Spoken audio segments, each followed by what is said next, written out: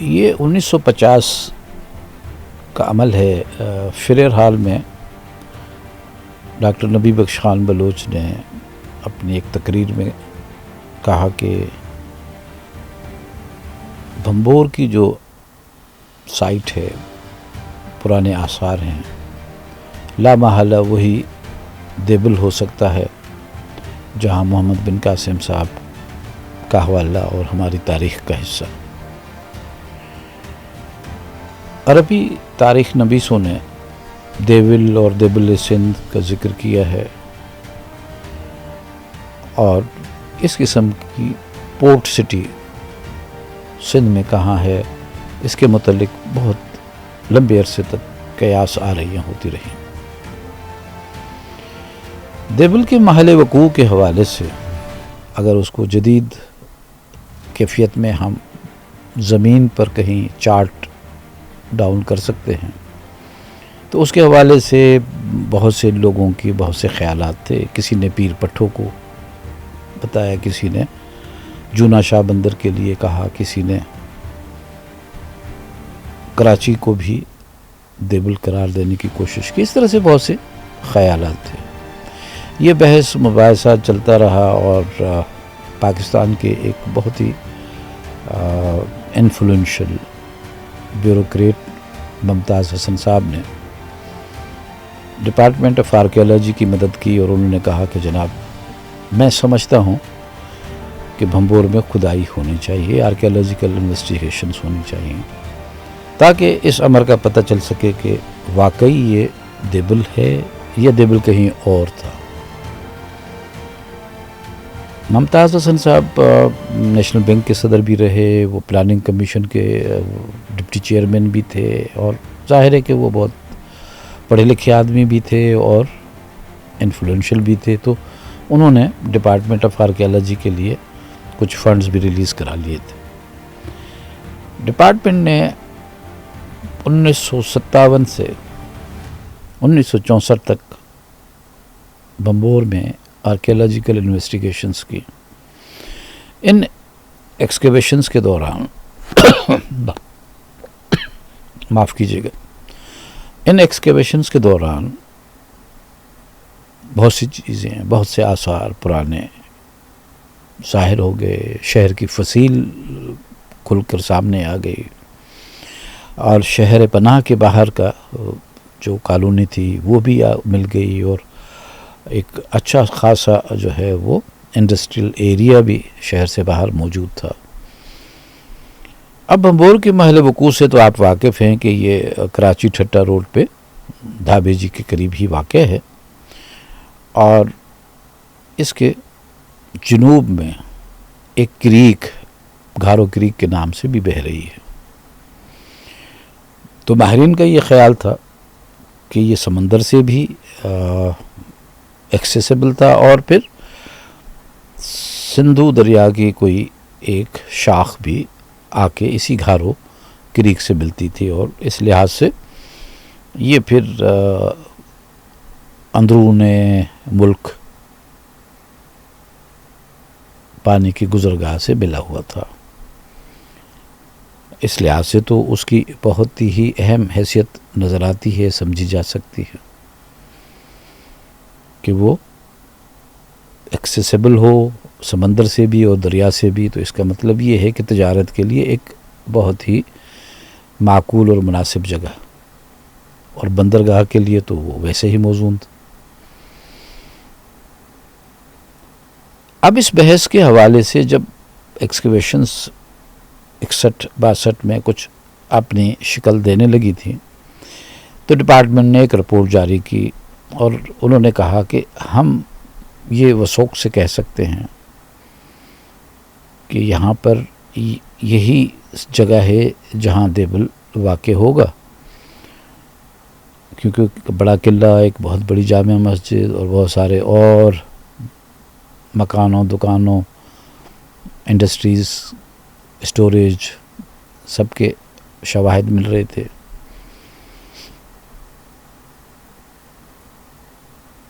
لیکن اس میں بہت سے لوگ ابھی مطمئن نہیں تھے، کیونکہ کسی جگہ پر بھی کوئی قطعیت نظر نہیں آ رہی تھی.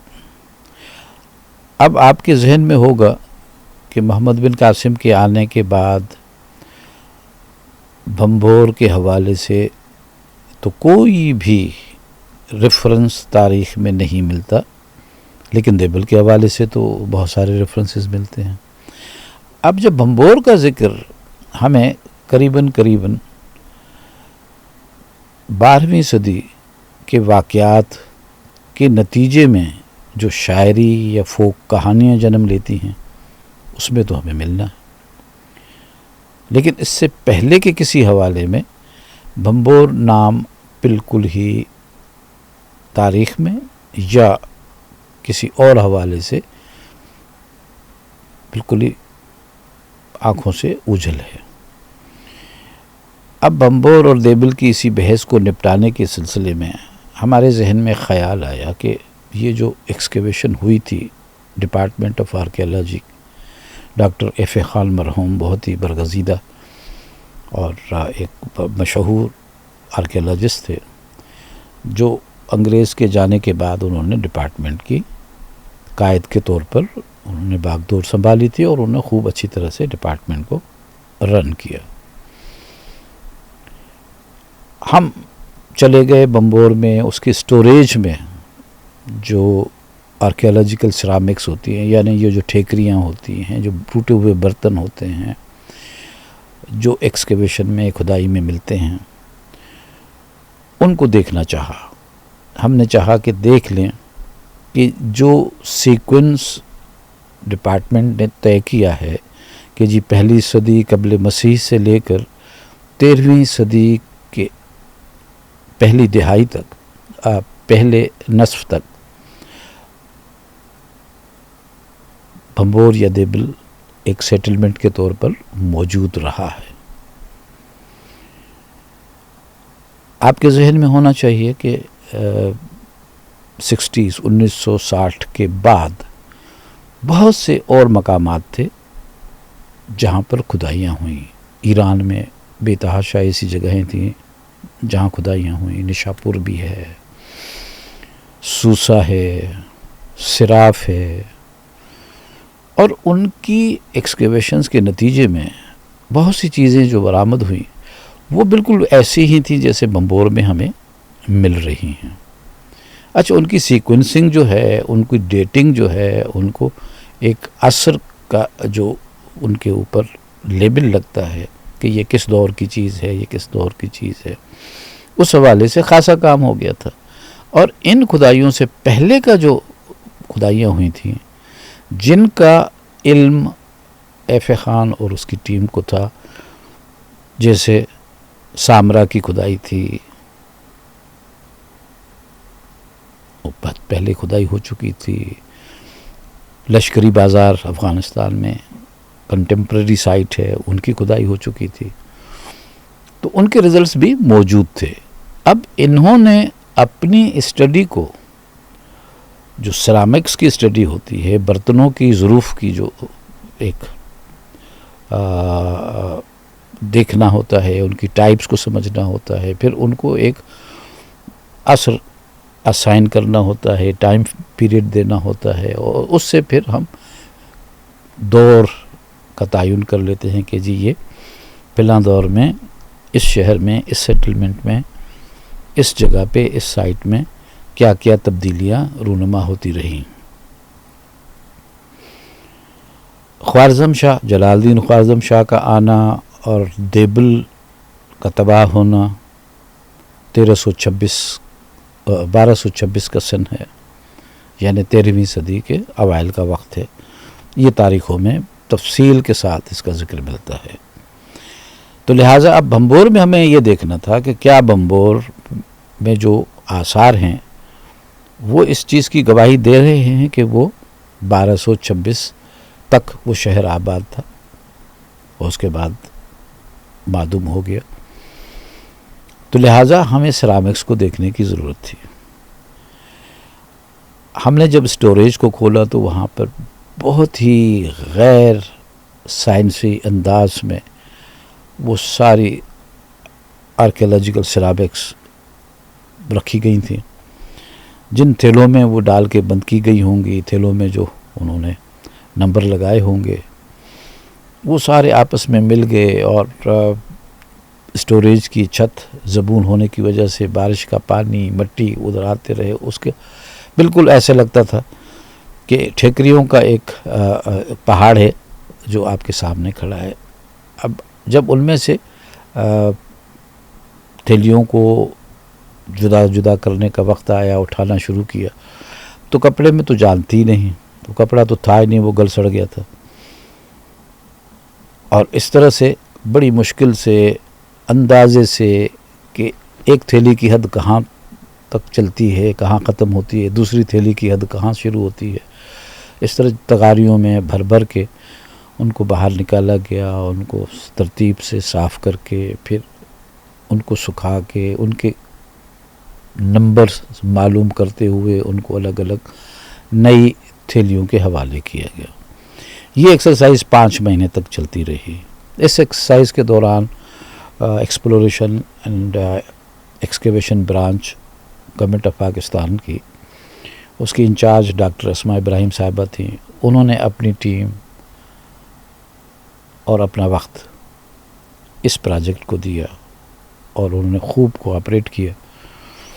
اس کے نتیجے میں ہمارے سامنے ایک پوری سیرامکس کا سیکوینس بن گیا۔ اب ہمارے پاس یہ کوئی شک کی گنجائش نہیں رہ گئی کہ یہ سیٹلمنٹ جو ہے وہ 1110، 20 یا 40 تک آباد رہی، اس کے بعد یہ معدوم ہو گئی۔ اس میں وہ 13ویں صدی تک کا جو ایگزسٹنس ہے وہ کنفرم نہیں ہو پا رہا تھا۔ اس کی وجہ یہ تھی کہ ہم نے جو پرانی ایکسکیویشنس ہیں، جو ایران میں ہوئیں، جو عراق میں ہوئیں، جو سیریا میں ہوئی، رقہ میں، ان سب کو ہم نے غور سے پڑھا۔ اس کے لیے ہم نے کیا کیا کہ ایک جرمن حکومت سے پوسٹ ڈاک کی گرانٹ ہمیں مل گئی، اور میں جرمنی چلا گیا۔ جرمنی میں اسلامک آرٹس میوزیم میں خاصی کلیکشن ہے۔ پروفیسر سارے کی ایکسکیویشن جو سامرا کی تھی وہ بھی تھی، افراسیاب کا مٹیریل وہاں تھا، سینٹرل ایشیا، ایران سے تھا، شام کا رقہ کی سائڈ کا بہت سا مٹیریل تھا۔ اس کے بعد پھر 2 سال کے بعد پھر میں نے ایک اور پوسٹ ڈاک گرانٹ مجھے مل گئی اس کی اسٹڈیز کے لیے، تو میں چلا گیا میٹروپولیٹن میوزیم آف آرٹ میں کام کیا، فیلاڈیلفیا میں جو یونیورسٹی کا میوزیم ہے وہاں، جو museum of fine arts Boston میں ہے وہاں پر خاصی چیزیں ہمیں وہاں پر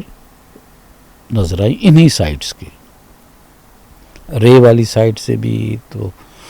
نشاپور سے بھی، اور جناب علی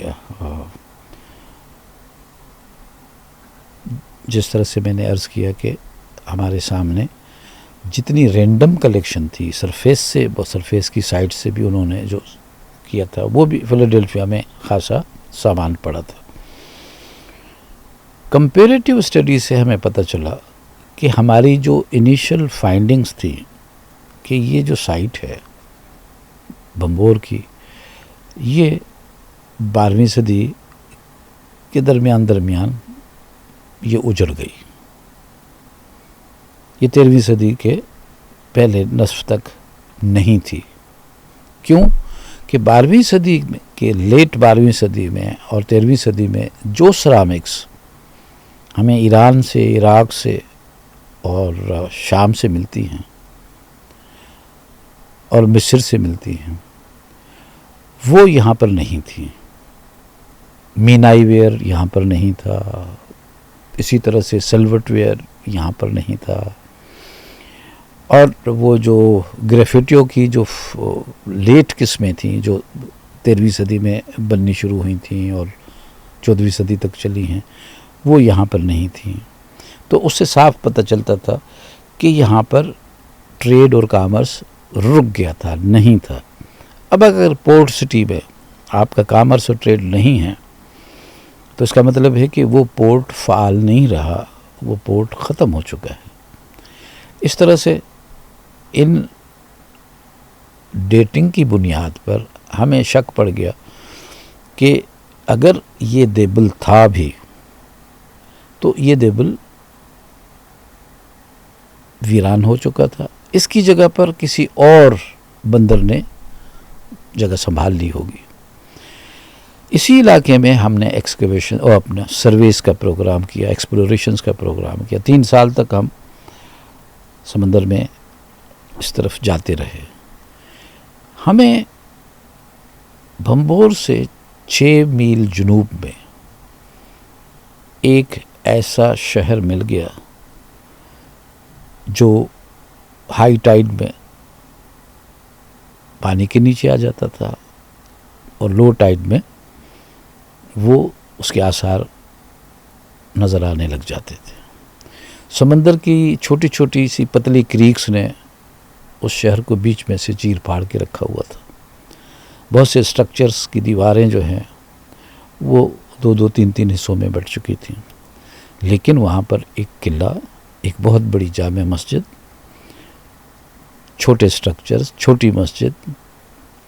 اور اس قسم کے بے تحاشا اور آثار وہاں ملے. یہ فائنڈنگز ہم نے 1992 میں چھاپ دی تھی.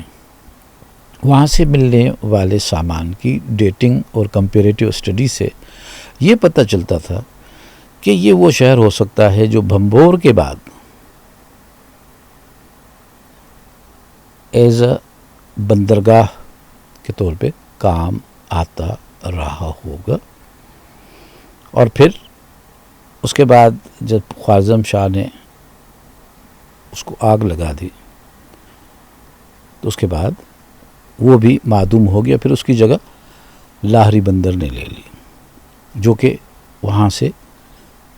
11-12 ناٹیکل مائلز کے فاصلے پر ہے. تو خواتین و حضرات، دیبل اور بھمبور کی شناخت کے سلسلے میں جو اب نئی گواہی سامنے آ گئی تو اس سے سمجھ میں آتا ہے کہ دیبل جو ہے وہ دیبل سندھ کے نام سے، ایک پورٹ ٹاؤن آف سندھ کے نام سے، اسی حوالے سے جاگرافی دانوں اور تاریخ نویسوں کے سامنے رہا اور انہوں نے اس کو اسی نام سے پہچانا. گویا کہ وہ ایک بندرگاہ جو سندھ کے بیوپار کے لیے موزون تھی اور جہاں سے ان کا رابطہ تھا. اب وہ بندرگاہ چاہے 6 میل آگے آ جائے یا 7 میل پیچھے چلی جائے، اس سے کسی کا وثوق نہیں، لیکن اس نے وہ نام برقرار رکھا. اس کے حوالے سے میں مثال دوں گا کہ دیبل 1226 میں برباد ہو گیا اگر تواریخ جس طرح سے لکھتی ہیں، لیکن یہ نام ہمیں 14ویں صدی میں، 15ویں صدی میں، 16ویں صدی میں بھی ایک بندرگاہ کے طور پر ملتا ہے. ابوالفضل نے آئین اکبری میں بھی دیبل کو لکھا ہے. اسی طرح سے بہت سے اور لکھنے والوں نے اس کا ذکر کیا ہے، جو کہ اس وقت وہ کلاسیکل دیبل جو پہلا دیبل ہو سکتا ہے وہ تباہ و برباد ہو چکا تھا اور اس کا کوئی وجود نہیں تھا. لیکن ہم یہ سمجھ سکتے ہیں کہ یہ اس لیے نام کیری کرتا رہا کہ وہ مماثلت کے طور پہ وہ سینونیمس بن گیا کہ سندھ کی بندرگاہ آپ اس کو دیبل ہی کہیں گے. یہی وجہ ہے کہ ہمیں بعد کے ادوار میں، تاریخوں میں دیبل کا ذکر ملتا ہے. خواتین حضرات، آپ کا بہت شکریہ. جناب سر، جغرافیائی طور پہ یہ جو دیبل کا فورٹ تھا یہ سندھ کو کون کون سے ملک سے ملاتا تھا؟ ایک یہ سوال ہے. اسی سے جڑا ہوا ایک یہ سوال ہے کہ جو پہلا دیبل تھا اس کی زوال کا کیا باعث تھا؟ جناب، آپ نے 2 سوال پوچھے ہیں. پہلا سوال تو یہ تھا کہ جو سندھ کی یہ بندرگاہ تھی جو دیبل کے نام سے مشہور تھی، اس کا رابطہ اور تعلق کن کن بندرگاہوں کے ساتھ تھا؟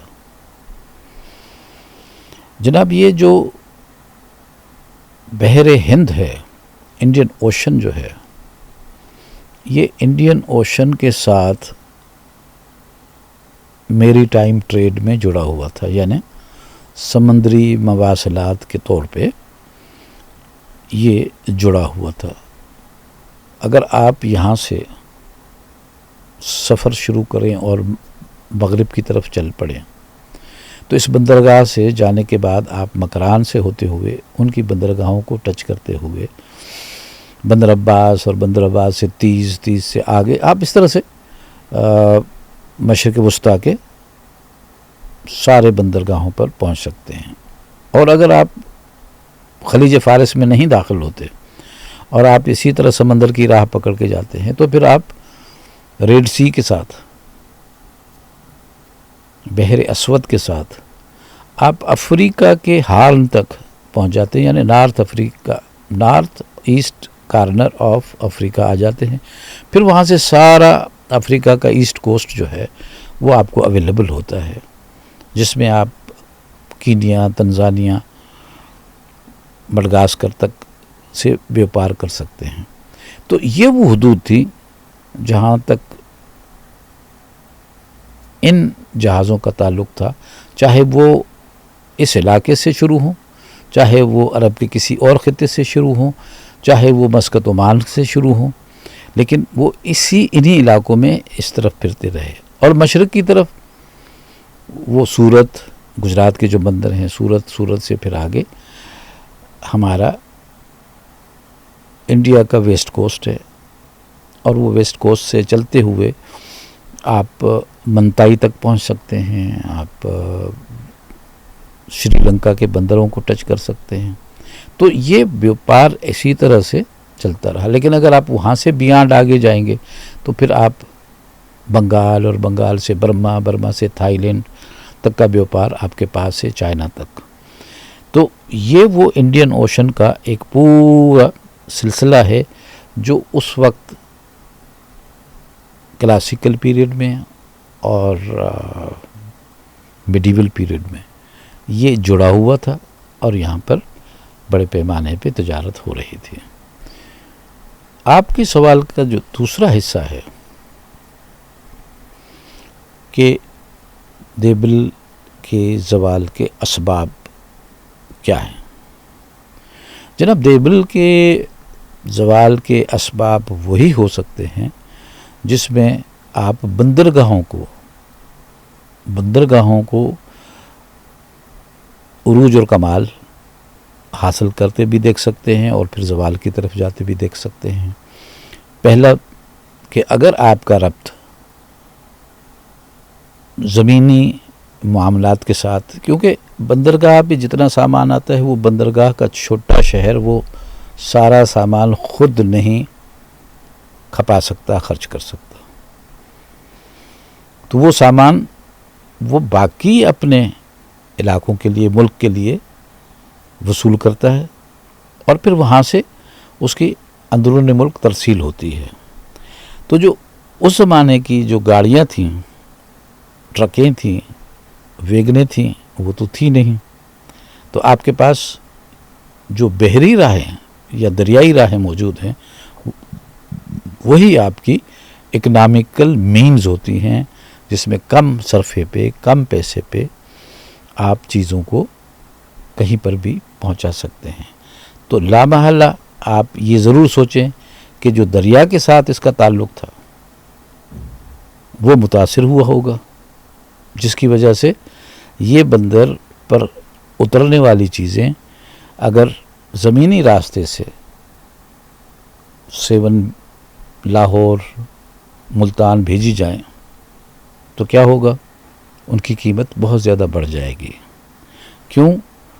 کہ جانوروں پر لاد کر جب آپ سامان بھیجتے ہیں تو وہ خرچہ ہی خرچہ ہے، کیونکہ جانور کی خوراک، ان کی نگہداشت اور ان کے ساتھ چلنے والے بے تحاشا لوگ، ان کا خرچہ. تو یہ سمندری راستہ جب دریائی راستے کے ساتھ مل جاتا ہے تو ایک آئیڈیل سچویشن پیدا ہوتی ہے، اور لگتا ہے کہ ایک تو یہ چیز دریائی راستہ معدوم ہونے کی وجہ سے اس پہ زوال آیا ہوگا. نمبر 2، جب بحری راستہ اگر کسی وجہ سے پرخطر ہو جائے تو آپ کی تجارت رک جاتی ہے یا کم ہو جاتی ہے. 11ویں صدی میں جیسا کہ آپ کو پتہ ہے اور 12ویں صدی میں بڑا فرق ہے، اور 13ویں صدی کی شروعات جو ہے اس میں آپ نے دیکھا کہ ایک نیا شوشہ منگولوں کا بھی اٹھا. اس کی وجہ سے بھی آپ کی بحری راہیں جو ہیں وہ زمینی راہیں ایک دوسرے سے پوری طرح سے جڑ نہیں پائیں، اور پھر تجارت کا سامان بنانے والے اور لے جانے والے وہ سب ڈسٹربنس کا شکار ہوئے. اس سے پہلے خود اسلامی دنیا میں خلافت عباسی میں بہت بڑے پیمانے پہ ڈس انٹیگریشن ہوئی، جگہ جگہ آزاد ریاستوں نے جنم دیے، اور پھر اصل رسوخ فاطمیوں کا بڑھنے لگا تھا. تو یہ سیاسی حالات اور جغرافیائی کنڈیشنز نے مل ملا کے دیبل کو برباد کر دیا. ویسے بھمبور کے حوالے سے تو آپ کو پتہ ہے کہ جب سسی کا پیار بھمبور سے لے جایا گیا تو پھر شاعر کہتے ہیں کہ اجڑا شہر بھمبور